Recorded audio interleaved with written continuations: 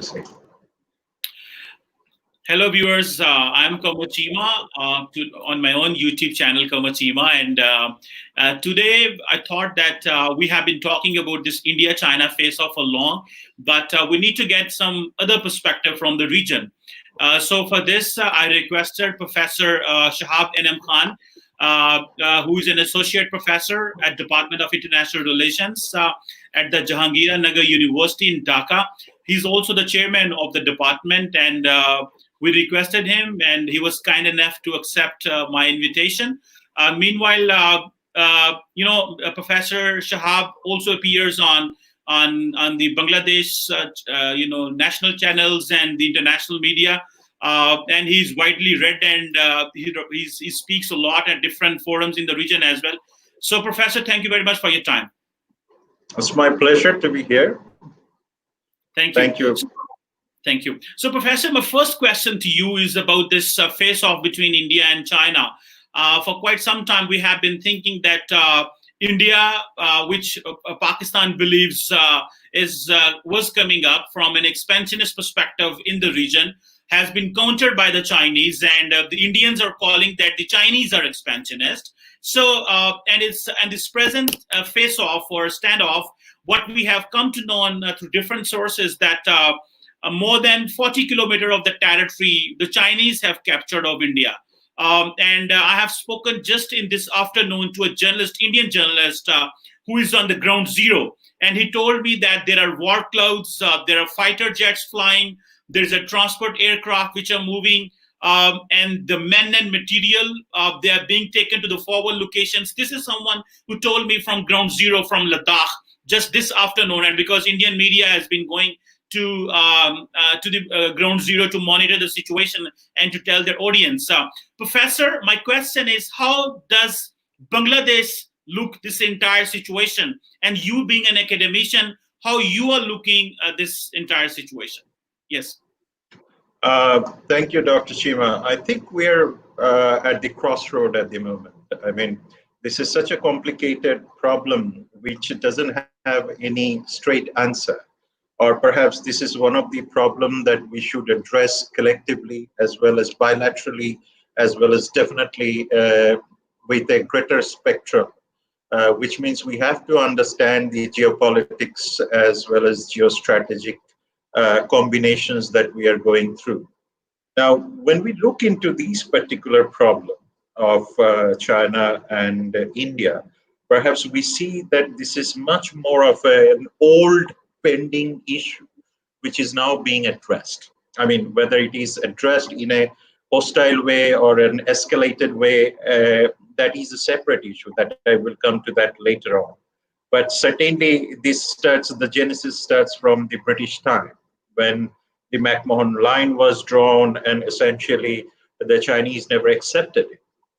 And which has actually led to a long pending mistrust between these two neighboring states. Even 1947, and later on when Mr. Nehru went to Beijing, and Zhou Enlai essentially regretted and said that I'm not going to accept the colonial order or colonial lining. So that was essentially the whole genesis or the historical background in a nutshell in the case of this problem. Now, subsequently, what happened? And then, of course, we saw that the relationship between India and Russia, India reaching out to the United States. The United States was one being skeptical. And then, obviously, over the period of time, you saw 1971. And in the subsequent years, we now have seen that the whole spectrum of old relationship has fundamentally changed. Now, that's the whole idea that the ups and downs in this process has created a number of magnitude of relationship, or perhaps the relationship in terms of global outreach. Now, even if you look at the Chinese position at the moment, it is very clear that they really want to go for a full-scale settlement of this problem. At least that's what I understand at the moment. But on the other hand, the casualty is not acceptable. And in fact, if you ask me from a third country, the whole atrocity, or perhaps the whole activities using non-lethal weapon leading to lethal consequences is something that we have to be really worried about, which means that the lethality dimension has largely been undermined. I mean, you may not fire a bullet, but you have actually created casualty. So again, you might have things in pen and paper, but essentially in real ground, things doesn't unfold in that way. So that also shows that the whole dimension of the colonial inheritance over the period of time, or the baggages that the entire subcontinent, along with the Chinese as well as Afghanistan and Russian, all these equations are not actually helping us any longer. So I think this is exactly where we need to restart and rethink our relationship, not in terms of the hostility, but definitely in terms of collective responses. But even if you look at the current bilateral trade between India and China, is no less than $90 billion, and if with that $90 billion, you have 50 billion, almost $50 billion in favor of the Chinese. That also shows that there is a trade imbalance, and that trade imbalance is one of the factors that will eventually work as a deterrent, because we might be emotionally highly charged up, or we might be emotionally highly nationalist, but at the end of the day, market has always determined the outputs in the long run. So this is same thing. So a lot of people have been talking that whether there will be all-out war or something. We see that the potential of all-out war is lesser, and the prospect for peaceful negotiation and understanding is higher, because trade plays important role. China-US relationship is at the hilt right now. So therefore, if somebody thinks that somebody is going to topple somebody, and probably this somebody will lead us to some sort of Stockholm syndrome. So we will be essentially hostage to our own problem. And this is the same case for the Chinese. So nationalism is nice and good, but not necessarily this will lead us to solve the problem. So this is one major indicator that we see at the moment. The second issue that we see is that this also falls into the whole idea of border management. And perhaps this is, if you look at Bangladesh-India relationship, we get to see the highest possible casualties in the world in terms of border clashes. So that's Bangladesh and India. Then, if you look at the border problem between Pakistan and India, so we have multiple border problems, and I think this is a high time when we start talking about our borders, that how we make it much more peaceful, much more human, rather than much more hostile. So we should be able to change this whole line of control into line of cooperation. And even if you look at the relationship in terms of transboundary water, in terms of transboundary trade, everything remains still very slow. And perhaps it is very unfortunate that the intra-regional trade within SAARC is extremely low. I mean, even not like 5%. Even compared to Southeast Asia or even European Union, even the Africans are doing very well.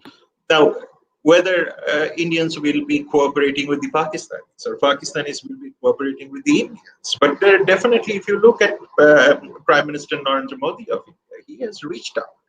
And in fact, he hosted a SAARC meeting where our Honorable Prime Minister, was present. And we have seen that high-level representation across the region. And in fact, the health minister from Pakistan has proposed a number of collective efforts. And that's exactly, that shows you that one pandemic, small virus can actually bring you down. And that's exactly the spirit, because it is more important to really address public health, poverty, and even still today, the hygiene in India remains as a major problem. Having sanitation, for Bangladesh having malnutrition, for Pakistan having health access, for Nepal having economic growth. So everything falls down in one packet, And that packet keeps us very much stronger in terms of regional entity. And that's exactly what we should bank on. Even nationalism, Indian nationalism or Pakistani nationalism can be very charging up. But if you look at our way of thinking, that we have to feed 170 million people. And for feeding 170 million people, on top of that, we have 1 million refugees sitting in our shoulder from Myanmar. So even if somebody comes up and says that either Bangladesh is in support of India or Pakistan or China, I think we don't see it in a very myopic way. Rather, we see that we have to provide food, we have to provide employment, we have to provide support to 170 million people. And that's the reason why we are having 8% growth a year. So whether market decides, if the Indians want to invest, we have the equal opportunity. Prime Minister has given 2 special economic zones to the Indians. She has given 2 special economic zones to the Chinese. She has opened up all the export zones where Pakistanis are free to invest. So all the opportunities are equal in our land. But unfortunately, we often get to see that we are also facing the highest level of non-tariff barriers with our neighboring country, with unresolved water resources, unresolved Myanmar issue, which is the refugee issues. So we have to be extremely pragmatic rather than by saying that the whole India-China can be seen from a bilateral prism only. No, but it has multiple dimensions. And I think my friends in Delhi, my friends in Islamabad also shares the pretty much same views. Well, since I'm talking to a professor, and definitely the worldview is different. Normally, we talk to retired generals, we talk to journalists, we talk to ambassadors. So your perspective is definitely different. And if my viewers, normally are more interested in getting a heated debate or coming perspectives from retired generals, so definitely this is completely a different worldview what you are presenting, Professor. I think you spoke of so many things. I have written a few things on my page, but just as I want to look from Dhaka's perspective, and definitely you can give us a bird's eye view of all this. So, Professor, in this India-China face-off, we have not seen global powers coming up and speaking to India or China. What we have seen is that the silence from everywhere. For example, Secretary of State Mike Pompeo from Washington has spoken about this Chinese Communist Party and aggressive designs and all these things, but largely no one has raised an eyebrows on this conflict, although the Indian Western friends in Europe or in America, they want to engage India in Indo-Pacific, and particularly the Americans have changed the Pacific Command into the Indo-Pacific Command. So how do you see that?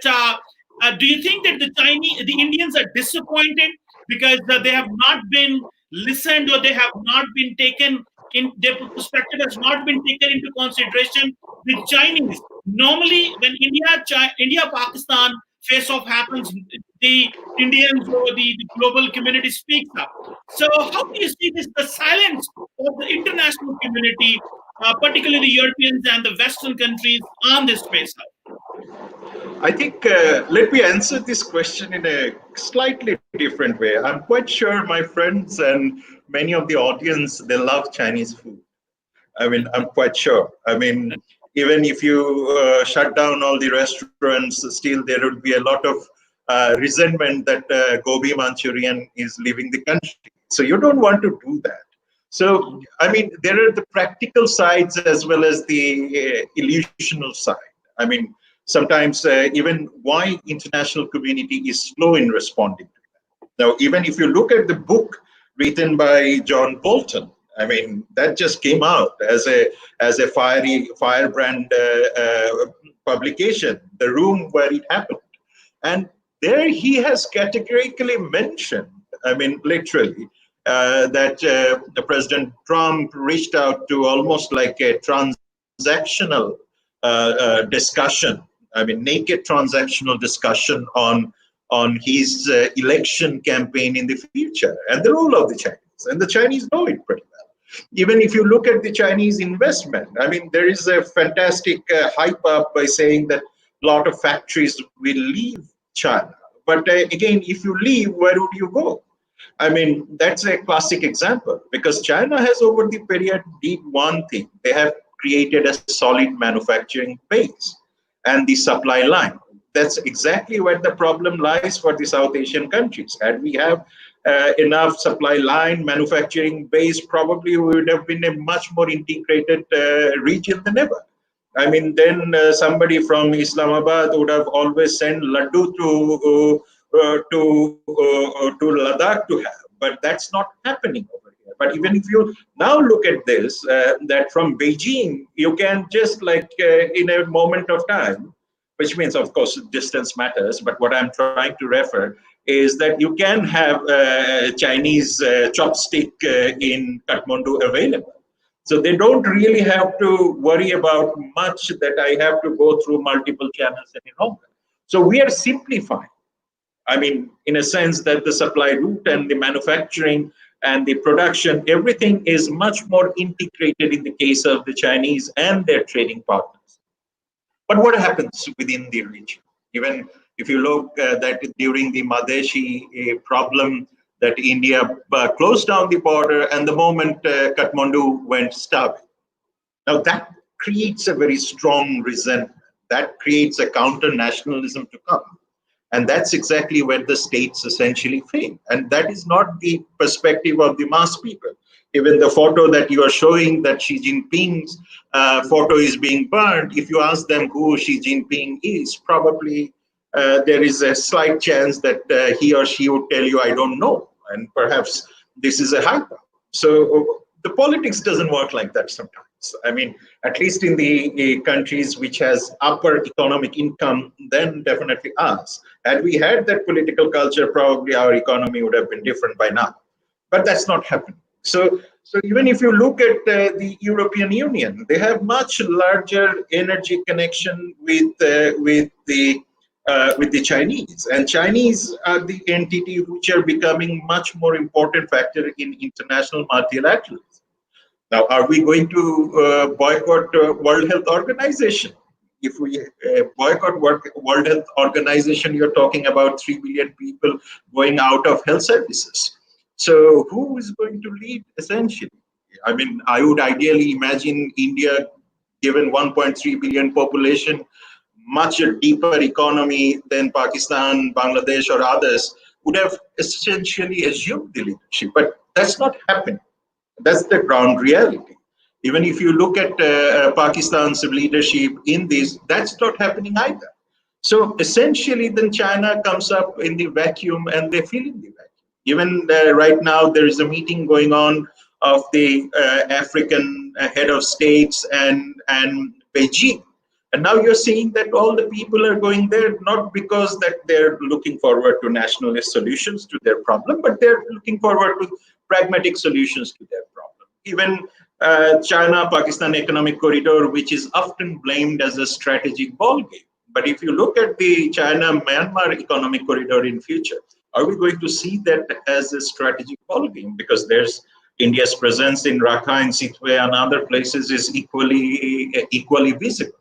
So the whole problem of this mighty sword or the guns have been curtailed by one coronavirus, and that's exactly where we are standing right now. I mean, this is fantastic to say that I have X number of nuke, I have X number of this, but is it actually helping the 1.7 billion people of the God's earth to have enough food at home?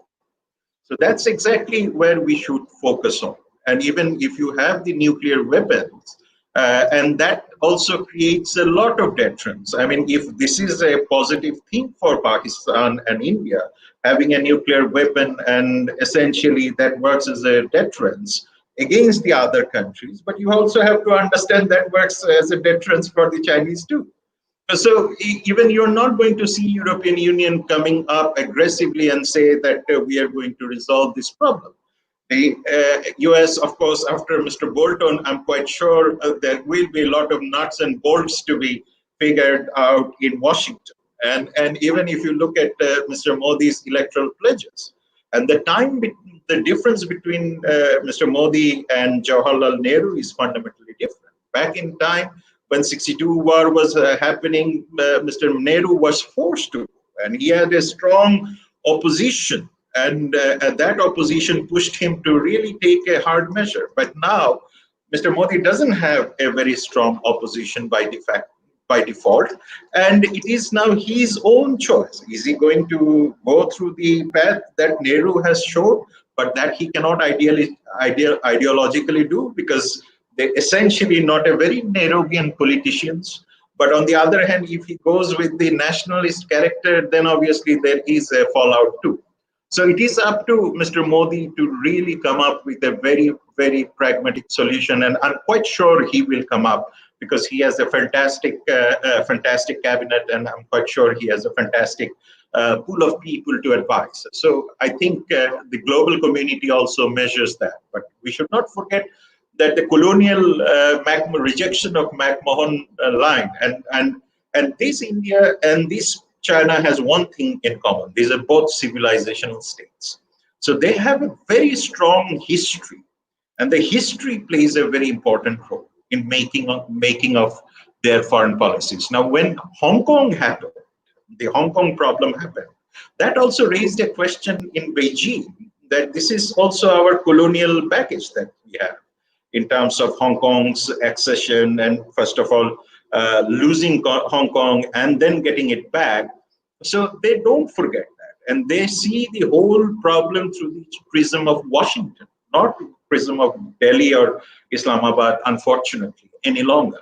So therefore, they have to really see that whether the agreements between, logistics agreements between China, between United States and Pakistan, United States and India, these are the things they will be looking at.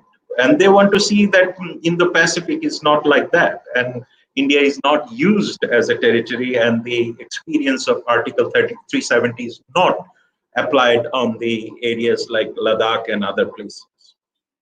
Okay. So we won't be really seeing hardcore involvement of the international community coming anytime soon, most likely. Okay, that's good. I think you actually made your point. But I think the next question which I want to now I'm coming to the region, and then I will come to specifically about Bangladesh and China and Bangladesh and India. So, Professor, I want to know that you have been talking that the bilateral trade in the region is very low, and then the SARC is completely dysfunctional. And ASEAN is doing much better than SARC. So, Professor, how do you see that this dysfunctioning of SARC? For example, this was better when Prime Minister Modi called a session for this dealing with the COVID-19, and the prime ministers from the region came up on the platform. And since we didn't cooperate properly, we sent the health advisor to the prime minister. How do you see the SARC is dysfunctional? And whom will you hold responsible for this? Pakistan has been saying that we need to talk, we should engage. It is India which has its own perspective that Pakistan should stop helping the Kashmiris, and so is Pakistan, which is saying that the Indians are using proxies via Afghanistan, in Pakistan, and in Balochistan. So how Bangladesh looks this functioning of SARC, and definitely the regional cooperation is no more. So what is your perspective? The whole idea of SARC was born in Dhaka. So it essentially came out from the Zia regime back in late 70s, and then of course Ashad regime took it up, and then obviously it started to crystallize. So that's the history. Now we are always in favor of SARC. The very basis of Bangladesh's foreign policy is multilateralism. Now, multilateralism in a sense that we have been an active partner in UN peacekeeping operations. Even if you go to Africa, I think you would know that how visible presence Bangladesh has. I mean, we may not have a very strong footprint, but definitely if you go to any conflict zones, you would find that Bangladesh's public diplomacy as well as public presence is as strong as it could be. Now, what happens in the UN forum, even when the Rohingya crisis was unfolding. And we had to take it to the UN. UN General Assembly strongly condemned it. And definitely when the Human Rights Council and other voting came, we have unfortunately seen most of our neighbors were not very keen in voting in favor of us. While we are having 1 million people sitting as a time bomb sometimes, or sometimes we often call them that national security, but they're the human beings. And we learned it from 1971 that we have to give them the space because this is a humanitarian crisis. And when the humanitarian crisis came, obviously we reached out and opened the door. But again, probably we expected much better from our neighboring countries to help us in this particular process. And we actually banked on BIMSTEC, we actually banked on SARC simultaneously to the UN platforms. And we have also taken it to the International Court of Justice, ICJ, and definitely ICJ proceedings are much more in favor of this 1 million people. Now, given that backdrop, we have always seen that SARC remains as the major conduit to create cooperative security mechanism in the region. How? The first thing is we do not have any alternative mechanism where you find Afghanistan, Pakistan, India coming and talking. I mean, Pakistan is the biggest victim of terrorism. India is a victim of terrorism. And Afghanistan is essentially a whole gamut of terrorism that we get to see. So what happens essentially? These are the three countries which are facing terrorism like anything. So therefore, they have to discuss. The problem with SARC is we do not have the enough mandate to allow bilateral talks to happen. And that's exactly where we have to work. We have to reform SARC. I mean, even if you want to create a parallel military dialogues within the SARC, that should be facilitated. And I don't understand why it is not possible, because that will create much more confidence among the military generals. I mean, even the two generals you are now showing, even our general and General Rawat, everybody is talking to each other, obviously, just to build confidence. And that capital is very much there. So we should go reform SARC, and the appetite for reforming SARC is very much there. And we have a common agenda for that. And I don't see there is no reason for SARC to be revived. And maybe, obviously, the Islamabad's perspective is the non-cooperation from Delhi, and Delhi's perspective is the bilateral mistrust, and all gamut of problem. But at the end of the day, everybody has problem. I mean, even if you go back to home, I'm quite sure sometimes home is not home. It's also a zoo. So altogether, we have to understand that these problems are there, and we have to communicate and continue the SARC. And I'm quite sure Islamabad and Delhi and Lahore and Amritsar all will be largely benefited from that. Yes, hopefully one day I wish we can get benefit of this. But now I want to come on Bangladesh.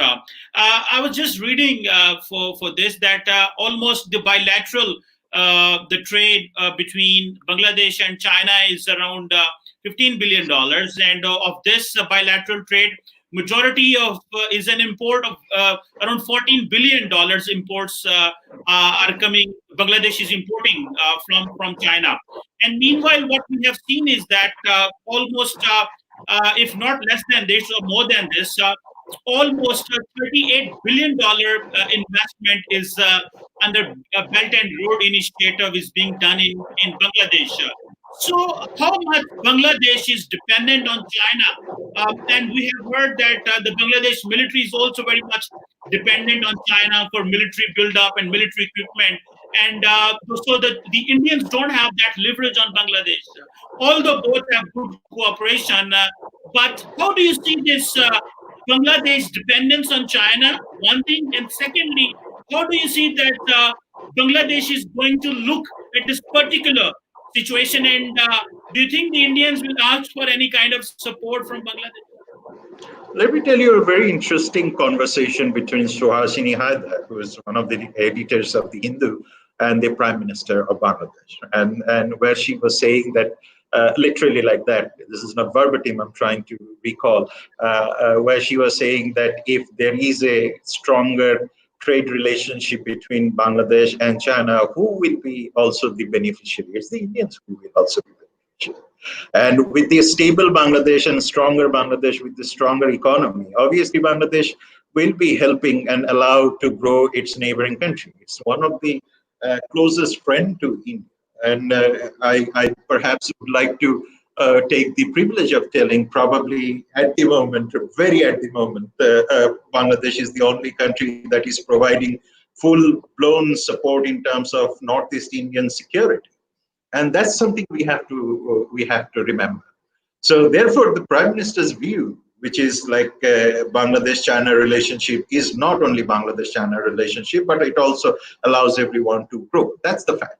The second issue is Bangladesh's economy is not only related to Chinese economy.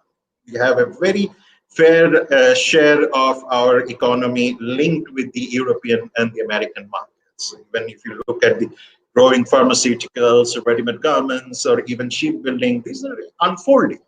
And the third important factor is we have almost 75 to 80% people still in informal economy. That also shows that the informal economy is extremely strong, which means that even we don't have to be solely dependent on one state. Rather, we can also continue with our internal resources and internal market. So obviously, in terms of international trade, China is an important actor. India is an important actor too. And we have the similar trend with India, but unfortunately, we still have 5,000 plus NTBs, non-tariff barriers, with our immediate neighbor. Probably in future, we will be able to resolve it. And we still have the problem of having market access or tariff access to India. So we have fantastic agreements with the Indians, and even we have often claimed it as above the strategic relationship, while our relationship with China is strategic according to the memorandums signed. So essentially, here is the balancing act which has always been there, that equal access for everyone is here.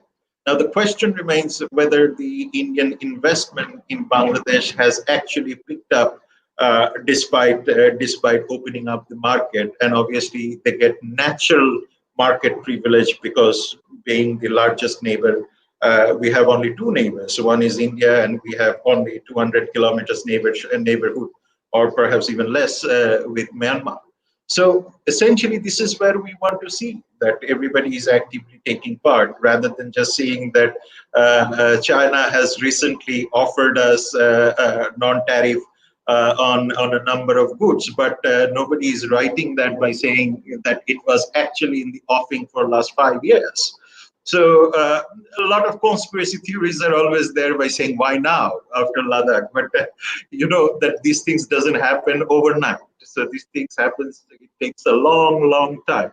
So it's very easy media sort of hype up that why Bangladesh has recently got this trade offs. The very simple reason it was at the offering for a long time. So we are a signatory of BRI, like Pakistan is, like Nepal is, like Sri Lanka is, and India always thought that this is an encirclement. I mean, I'm quite sure after Ladakh, the whole idea of encirclement should go away, and see that this is one part of the story that we are promoting to the public, and the other part of the story has to be promoted to the public. So I think this is exactly where the whole region is coming towards one end. And it is very important to understand that no country can live or survive only on one state. Now, that is also a case for the Pakistan. Even Pakistan's CPEC is highlighted everywhere, but people are forgetting that Pakistan's remittance, Pakistan's diaspora, Pakistan's international trade, everything is also there. So heavily banking on one issue doesn't really justify or do justice to that particular economy, which is thriving at a very phenomenal rate until the COVID came. And of course, COVID is a different story altogether. Yes, Professor, you are right. Everyone, Bangladesh has a strategic partnership with the Chinese, and I was just reading that the 97% Bangladeshi products get duty-free access. But this is, as you told, this is going since long. There is nothing new in it. But Professor, I just want to come on Pakistan, Bangladesh. One question on this, and then I will say thank you to you for your precious time you have been giving us. I think the Indians, the Americans, they have been saying that. Pakistan and Bangladesh are going into the Chinese debt trap. Although India and China, they're also having bilateral trade of $100 billion, but they don't want to come into the CPAC or they don't want to come into the BRI. But they are having this bilateral trade, but they blame Pakistan and they blame Bangladesh. Even the Americans are saying this is a debt trap. So, Professor, how do you see uh, I have heard since long that we had this energy crisis in Pakistan, and majority of the Pakistan business community has gone to Bangladesh for business and all these things. So I find there is a lot of the relationship between Pakistan and Bangladesh is not in good terms since long. We have a bitter history, although, and which should not have happened. But anyhow, whatever that happened is a history and past. So, as a professor, what do you suggest how Pakistan and Bangladesh need to move forward? And I don't have a visible memory that the Pakistan's top leadership has spoken to each other. And they have not shared and they have not met even at the UN sidelines. There have not been any commitment. There has not been any dialogue. And I think one of the reasons the SAARC is not very much active is also the Pakistan-Bangladesh relationship is not very much active. Otherwise, even if the Indians want to uh, destabilize or they want that SAARC not to function, maybe Pakistan and Bangladesh, being the bigger countries in the region, can cooperate. But unfortunately, a bilateral relation is not that good enough to reactivate SAARC ourselves. How do you see that Pakistan and Bangladesh can start a good, can have a good start again, and we can refresh our memories in a more better way, and we can engage in a more constructive. I think you have hit the most important discourse. I think that was much more needed. Perhaps let me start with the debt trap. I mean, this is again one of the most Western dominated discourse of saying that all the countries are falling into debt trap. We've been in debt for a long, long time. I mean, it's nothing new. I mean, that's the reason we are third world country, second world country, or even developing country, least developing country, whatever you talk. Now, the whole idea of debt trap happens only when the political decisions are wrong.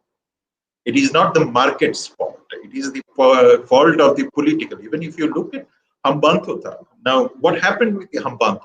Hambantota's main problem was that it was highly politically charged up project. Rather than it is not that the Chinese went and said, okay, hello, I have this cash, and you build a port, and we will be doing la la la la things, and we will have a beach party. No, that doesn't work like that.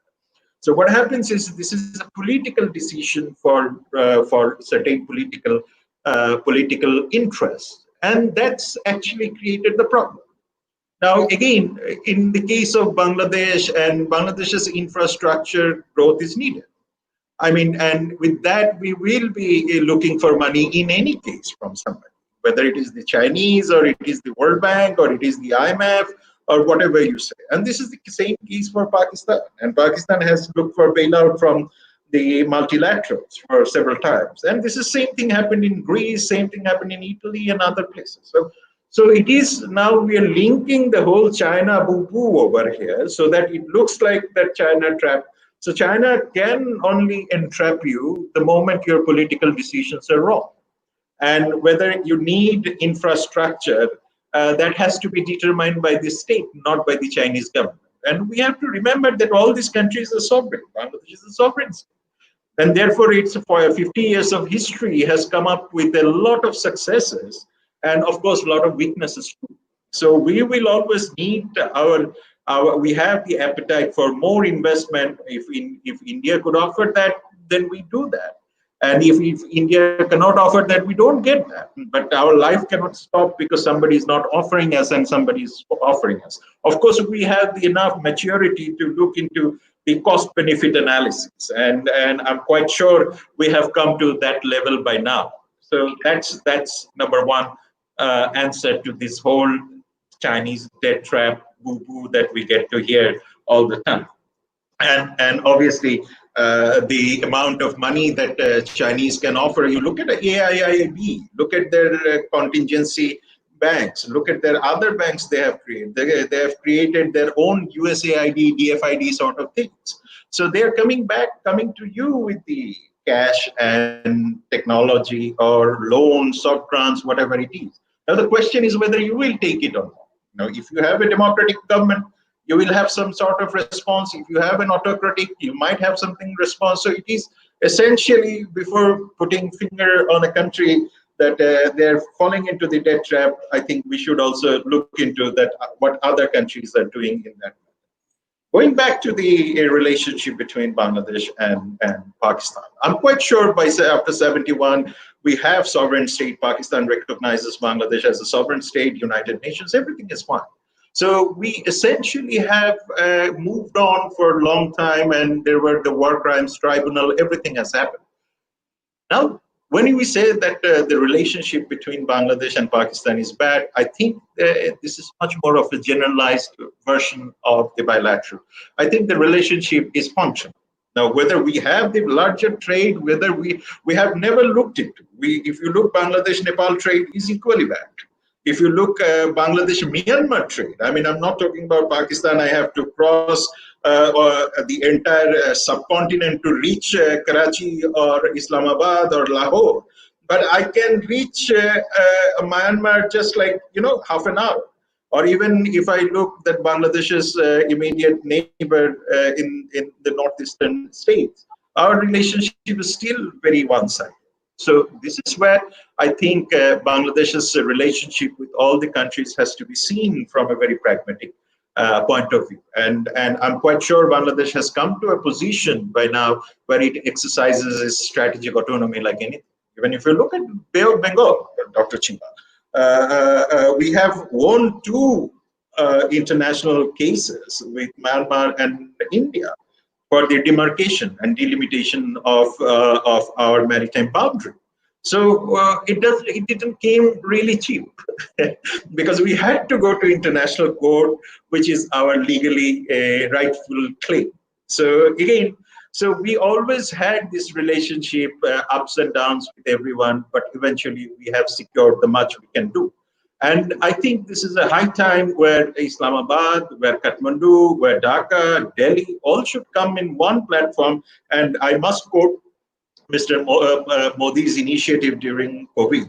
And I'm quite sure you have a fantastic statesman right now, Imran Khan, who essentially occupies the heart of billions, obviously because of his cricket career and charismatic personality over the period of time.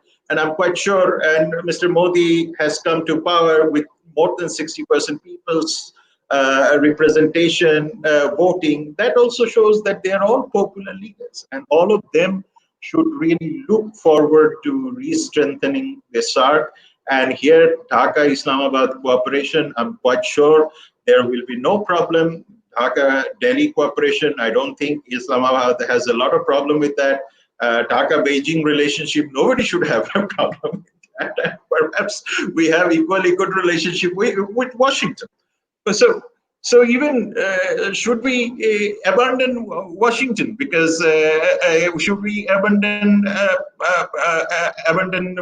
Beijing, who didn't recognize us until 1974? Should we discard Saudi Arabia, which didn't recognize us until 1975? So that's the spirit of the sovereign Bangladesh, that it sees every neighbor as neighbors. It doesn't see anybody as non-neighbor. And as I told you earlier, the best kebab I have had is in Lahore.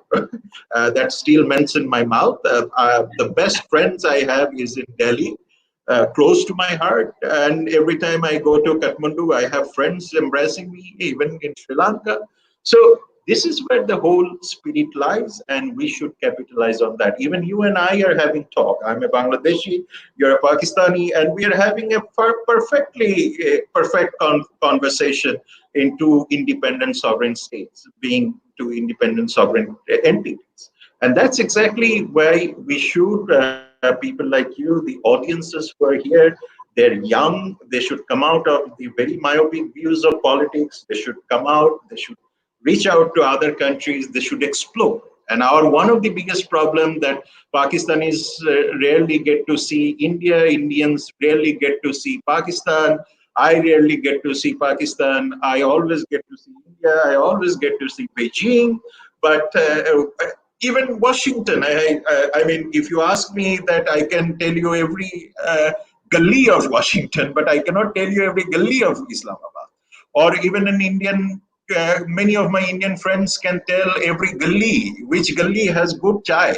They can tell, but they can't say their immediate neighbor. So I think the whole gist has to come from media, and I think this is a high time. And one of the clear message that I would like to always convey, that media should play a much more responsible role. And we don't need propaganda, because the kids who are sitting in front of you have a mobile phone. They can always cross-verify what you say. You're absolutely right. And I think since we both teach, and I think the one thing that should be, I wish the politicians should understand that they should start looking things from the perspectives of the professors, so that there is more normal word, there is more progressive word, and so that we can move forward in peace and tranquility, and we move forward with this coexistence. And I think, Professor, definitely one day things will be good, and we should keep on working, and I think we should keep on linking, and we should keep on spreading this message among masses. If I'm talking here in Islamabad, you are in Dhaka, so definitely what I have done, and I have tried to, I would love to connect people rather disconnect. So I think Can this I is add one point, Dr. Cheema, if you allow me? Just a quick point. I mean, this is something I always love. Have you been to Dubai? If you go to Dubai, if you go to Abu Dhabi, if you go to Doha, right, you'll see that all Indians, Pakistanis, Bangladeshis are having tea and, you know, sharing everything. But only that these are the people who come back with a good memory. true. But the problem lies is whether we are going to sell these relationships. We have to see You're it from a very. You are absolutely right. Whenever people from this part of the world, they go to Europe, America, wherever, just other than Dubai, wherever they go, they're perfectly looking, they're perfectly engaging and living in a normal, peaceful environment. So we need to unearth that as well. And there is a one disclaimer, the way you did a disclaimer before starting, that you are yet to be doctor. So I have yet to be doctor. My PhD is in process. So one day we will be. So thank you very much, Professor Shahab Enam Khan. I'm really grateful you spared some time for our audience, for me as well, so that we can Thank you very understand Dhaka's perspective, how you are looking, and definitely not just Dhaka's perspective from the lens of a professor. So, sir, thank you very much once again. Thank you very much. Thank you very much, Doctor.